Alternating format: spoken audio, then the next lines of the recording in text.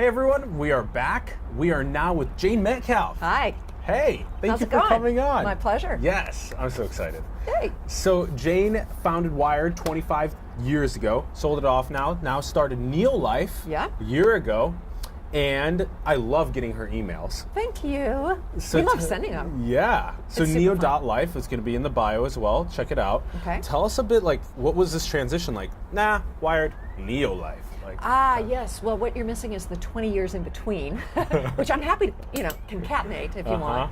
But Wired definitely was the precursor to NEO.LIFE, even though, as I said, a lot of time passed in between. So we saw a bunch of conditions back in the late 80s that made us realize that the world was getting ready to go kaboom. And it was going to be driven by the digitization of all these different data types and the creation of networks that were going to connect all the computers together. So it was, first of all, it was multimedia, and then it was networking. And so, we were writing about the technologies for other people developing technologies and researchers, but we came to San Francisco and we met these crazy engineers, and we went to Macworld, and we went to like a Grateful Dead show, and all of a sudden it was like, wow, these people are amazing. I mean, these people have a mission, and they are like super passionate about giving tools to creative people, about unlocking all sorts of educational opportunities, about democratizing our world, about access and openness and innovation and open source ideas and private, and it just this whole kind of all the stuff that came along with unlocking these opportunities, the social and the political side of it, and then the whole lifestyle aspect of it too. And so we came back, we were living in Amsterdam, and so we came back to Amsterdam, and of course the little scene we had going on there was it was sort of super geeky researchers and then cyberpunks. So we had the rave scene in London, and that was spilling over to Amsterdam, and so anyway, this was a very rich stew out of which Wired was born. And we moved to San Francisco to be, in Rome at the height of the Roman Empire, so to speak. Yes. And that was kind of an amazing thing. And we coined this phrase, digital revolution. And so we put signs up this color on buses streaking through, wintry scenes in New York and Boston and San Francisco, and said, finally, a magazine for the digital age. And what ensued was, this amazing ride, and the people who were involved in the creation of Wired in the first 5 years of Wired have gone on to do extraordinary things. I mean, if you were to do the centerfold of a magazine, and it would start with the team at Wired, and then just all the companies and ideas and technologies that have spun out of that, and movies and books and babies and that whole thing, it'd be really rich. But we sold the company. The Wired Mafia. The Wired Mafia, exactly. We sold the company, had 2 babies, we did the whole jet set thing for a while, and did some startup investments and so forth, and basically got out of media. And so I was busy doing a lot of philanthropic work and in the art world and digital divide issues and education. I got involved with UC Berkeley, but anyway, Lewis invested in this chocolate factory. So I found myself running a chocolate factory at one point and learned a lot about food, and specifically like the Theobromine Molecule, which is extraordinary. It's just like caffeine, except for one hydrocarbon atom different. So if you looked at a diagram, they are by definition it's like designer drugs. You just go, oh, we'll take that one thing, that makes your soft muscle tissues sort of, dilate, and makes everything sort of crispy and jittery, and we'll just get rid of that. So you get the stimulation of a central nervous system stimulant, but then you get the soft muscle tissue relaxant. And I started thinking about the health benefits, right? And the research on... How did this come from a chocolate factory? Well, because of the health benefits of dark chocolate. What is it called again, the molecule? The molecule is called theobromine. Theobromine? Yes. And that's found in cacao? In cacao, exactly. So theobromine actually means food of the gods. Oh my right? goodness. Because those Aztecs, What? they had it all. Montezuma, he had it figured out. Whoa. And the Europeans, by the time the cacao made it to Europe, it was only reserved for the monarchs for a long time. Yeah, no, it's a very special drug. Anyway, so that drug got me thinking about neuroscience and the power of food to impact our health. Yes. And then I started looking at the health epidemic in our country. Yeah. You know, whether it's the Alzheimer's epidemic or whether it's obesity, opioid, you know, all of these things, the huge costs, the extraordinary waste, and inefficiency, not to mention the like legal and social impacts of all of this. And all of a sudden I was like, you know, there must be technological solutions. And it kind of brought me full circle. And so I started going to conferences and meeting people who were designing digital tools to solve health problems, solve biological problems. And all of a sudden it was like the next coming of the digital revolution. The obvious next wave of the digital revolution. And so I thought, this is like a neo-biological revolution. So the definition of the neo-biological revolution is, you know, this explosion of tools driven by engineering and computer science that are allowing us to alter our own biology. Yep. And then I thought, so what's my role in that? And, you know, I met extraordinary people, and there's incredible stories. You know, they're so passionate, they're so driven. It's such a relief after being in Silicon Valley for the last, I don't know, 15 years, where it's all about advertising. You know, there's something bigger than that. That these brilliant people should be focused on. And when it comes to health, when it comes to, you know, wellness, when it comes to longevity, when it comes to life and death, that's a motivator. And so I have found the most extraordinary people doing the most outrageous, important work. You know, and it has implications not just for humans, but, you know, for animals, for plants, for the way we inhabit this planet that we're on, and implications for the next planet we go colonize or inhabit or explore. Let's start with explore. So yes. So then this. Moving to Silicon Valley and having this vision of like, okay, there's a bunch of luminaries here. It's really great to be here. What's this next thing? Because it's not just limited to this advertising and apps and this whole economy of just software, but there's more. And so then discovering this community of biology and these tool sets that the Code of Life gives us to alter both our own health with epidemics like obesity, as well as potential augmentations to end suffering with human disease. And then being like, okay, I want to start a publication that highlights all these brilliant people in this industry that is already kind of the next big thing. And it's only getting bigger, and you're only highlighting more and more. What publishing number did you publish today? 60? No, not 60 yet. I think it was either 58 or 59. Okay. I guess, I don't know. Can't remember. Check. Okay. Yeah. And so is it weekly? Yeah, so we do it weekly, once a week at this point. And so we do original stories that we commission. And so we have a few people will pitch us ideas. We've got a coterie of writers that are pitching us ideas. But for the most part, we're still initiating the story. And so, you know, we find something we want to write about. We find a writer that we think can do it. Sometimes we write it ourselves. And then, we get like a photographer, an illustrator, and, you know, do a full journalistic, approach to the story, which, you know, people are like, oh, your blog is so great. It's like, please don't call it a blog. You know, it's like, I'm a publisher. You know, I'm like an old school publisher. I believe in getting the facts straight. I believe in punctuation. I believe in grammar, you know, and I think there's still a place in the world for that. And so so what we're doing right now is looking for science communicators, you know, and you know this. It's like people who can talk about science, but who can, they're not science explainers, you know, because that's a diligent storytellers. Kind of thing. It's storytelling.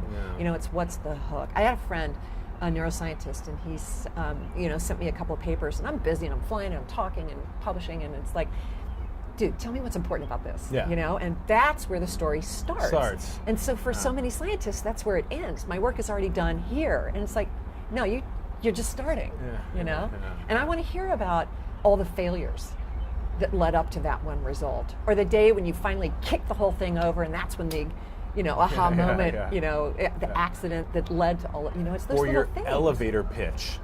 Or your elevator pitch. I like that one. That's one of my favorites, because it forces them to condense into what's most relatable. Yeah. That's right. Elevator pitch to a 5-year-old that also has $1 billion that's looking to invest.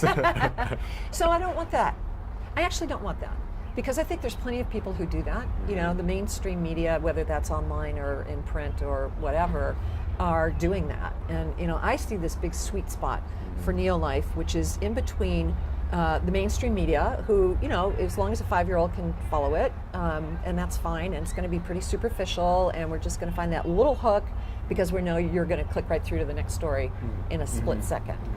The business press, who are covering this as a business story. So it's about, how much money you've raised and what your valuation is and what your quarterly earnings are and, all that kind of stuff, which is important, but not really where the sweet spot of the story usually is.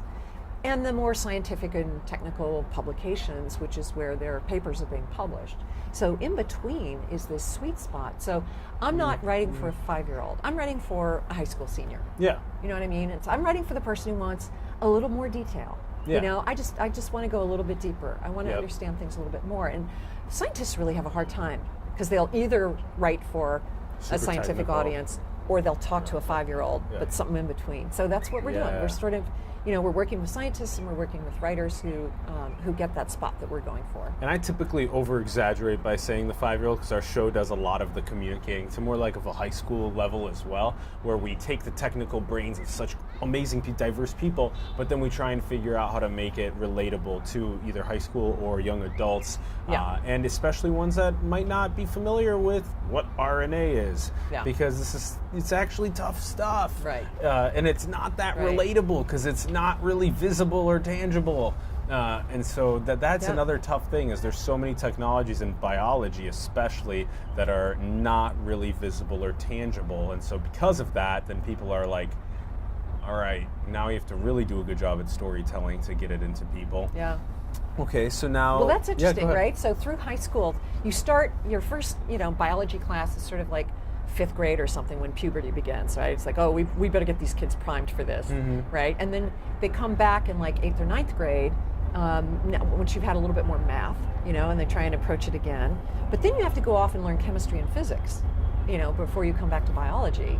And even then, so now you're graduated from high school and you know this much, and everything that you thought you knew when you graduated from high school, even if it was only 5 years ago, is like completely obsoleted by the new stuff that's coming in. I mean, it's what we're understanding, what we've understood in the last 5 years about brain mapping, about the genome, about the epigenome, the transcriptome, the proteomics. I mean, all this stuff is just going, wait, okay, so I thought I had this picture. Now let me back up a minute. Now let me back up again. Now let's layer in the microbiome. Now let's layer in all this other stuff. So, I mean, even people in the field can't keep up with other disciplines. If they're neuroscientists, they know neuroscience and they know it deeply. And if you want to talk to them about nutrition, they're like, I don't know anything about nutrition. It's like, actually, the link between the gut and the brain is really intense, right? There's like as many neurotransmitters in your gut as there are in your brain. There's dopamine and serotonin, and there's this pathway, and there could be bacterial components to Parkinson's disease and Alzheimer's, and so it's kind of not an option to not know about the microbiome. So that's what I'm really interested in, is like all of these disciplines are deep, and I will never be a specialist in any one of them. Likewise. I don't pretend to be. Likewise. But what I'm looking for are, the people, the scientists that see opportunities in different fields. And if we can be a part of helping people see that, helping them discover something that they have an aha moment in their own field, then my day is good at that point. And making these novel connections across maybe the gut to the brain, how much free will you actually have over what you choose to eat. Yes, all right? these different things that are applicable. Maybe another one about if you are about to have an environmental impact on you that's gearing you towards obesity, is there a way to counter that?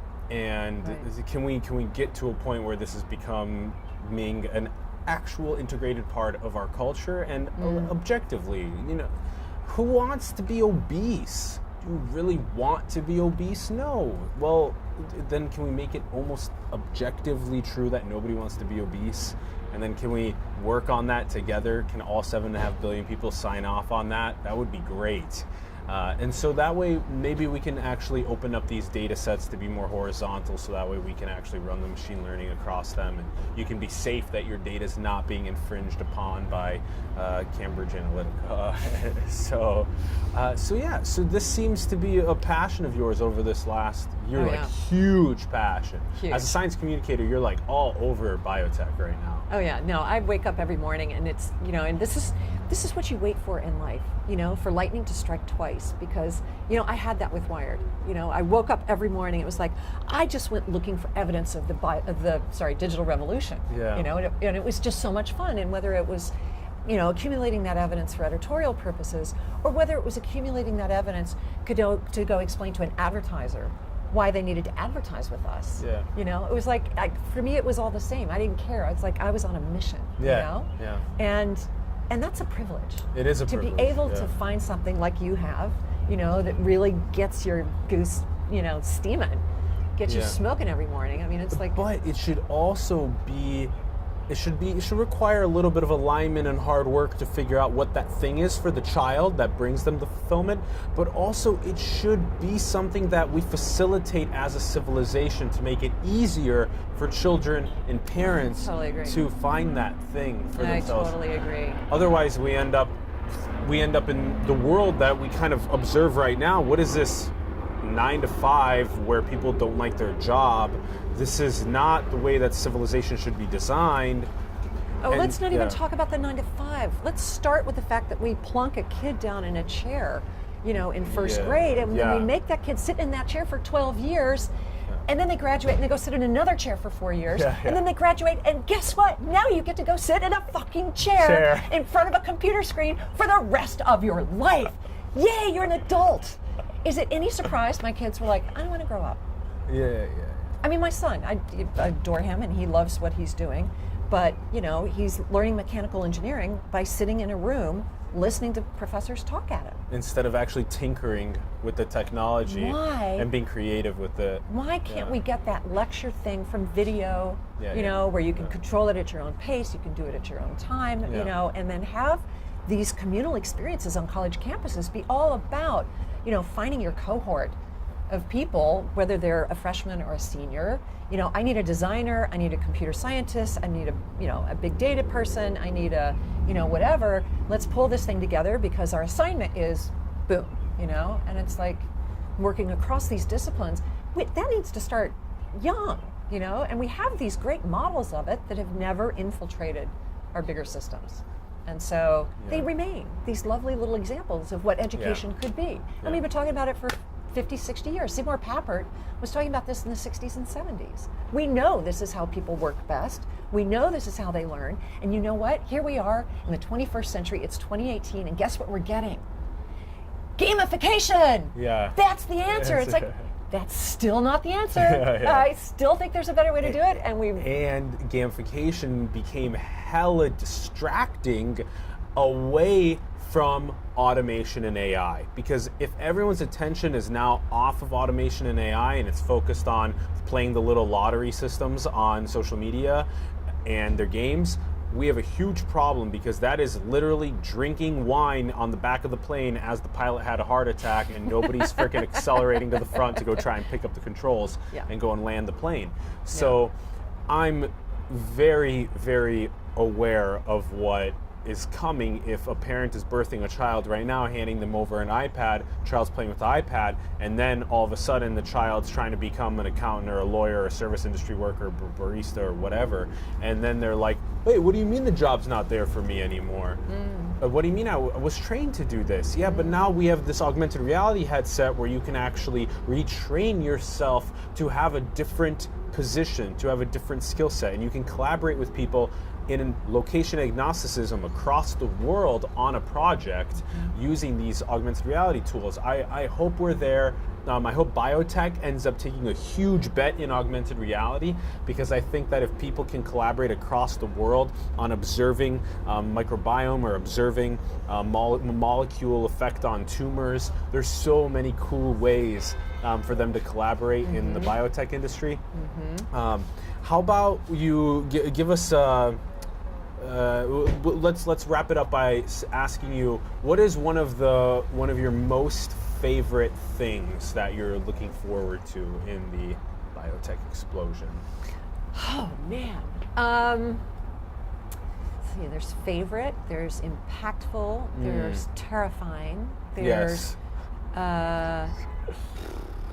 there's like, what could it be the biggest effect on our healthcare system? There's like all of that, but I think if I just zeroed in on like outrageous, I honestly think the most outrageous thing coming is in the field of brain mapping, and being able to to actually see inside the brain, understand what's happening in the brain, and then train the brain to direct signals as a form of communication, either to communicate with another person or to drive a machine interface. It's mind control. It's like telekinetics. It's all that stuff's coming real now. I mean, it's all exploding right now. And a neural lace to all of wisdom ever. Right? Just jack into the matrix directly. Yeah, directly. Boom. We're there's some really interesting work that's being done. Gazelli and Neuroscape, Glass Brain.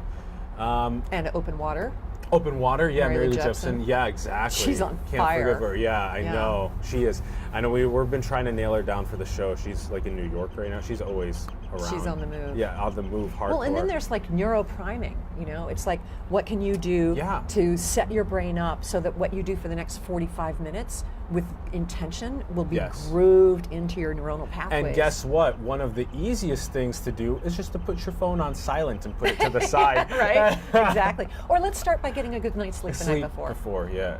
And eating a salad instead of a burger, running. Yeah, there's so many things. Okay, quick on this. Let's see if we can keep it quick. Do you have any concerns about genetic engineering exacerbating wealth inequality, and how do you think we can maybe collaborate with China and the rest of the world as we get into the globalized world? Oh, I think we are headed right into some really stormy waters. Yes. I think genetic editing, whether for, it's one thing to say we can prevent the transmission of Huntington's disease or Tay-Sachs disease or something like that. Yeah. And if we focused our attention there and scored some big wins, and publicize those, it could help lead the way for the other stuff that comes behind it. When we rush to designer babies in the headlines, that's really undermining, this progressive work that has to take place first. Yeah. So, preventing Mendelian inheritable diseases is step one. Step two is, sort of tumors and in vivo stuff, like you're already born and you have this problem, but we can use CRISPR or some other technologies to intervene in a way that will fix your problem now.